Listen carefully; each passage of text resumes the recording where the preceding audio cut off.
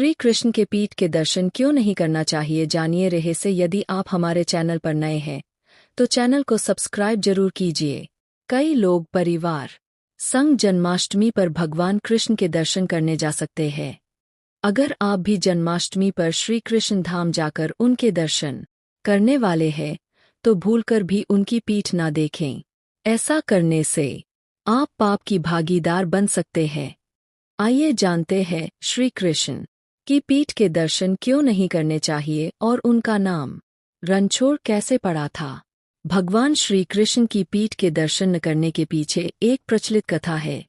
पौराणिक कथा के अनुसार जब श्री कृष्ण जरासंध से युद्ध कर रहे थे तब जरासंध का एक साथी असुर कालेवन भी भगवान से युद्ध करने आ पहुंचा।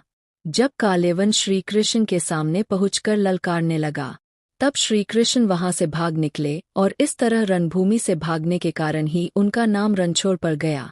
कृष्ण के वहां से भागने की भी एक वजह थी। श्री कृष्ण जानते थे कि उनका सुदर्शन कालेवन का कुछ नहीं बिगाड़ सकता। कालेवन के पिछले जन्मों के पुण्य बहुत अधिक थे। दूसरा, कृष्ण किसी को भी तब तक सजा नहीं देते जबकि पुण्य का बल शेष रहता है।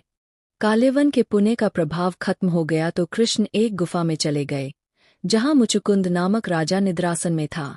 मुचुकुंद को देवराज इंद्र का वरदान था कि जो भी व्यक्ति राजा को नींद से जगाएगा और वो उनकी नजर पड़ते ही भस्म हो जाएगा। कृष्ण ने गुफा में जाकर अपनी एक पोशाक मुचुकुंद को उड़ा दी। इसके बाद कालेवन ने मुचुकुंद को कृष्ण समझकर उठा दिया और राजा की नजर पड़ते ही राक्षस वहीं भस्म हो गया।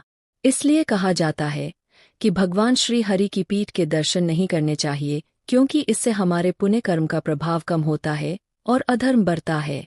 कृष्ण जी के हमेशा ही मुख की ओर से ही दर्शन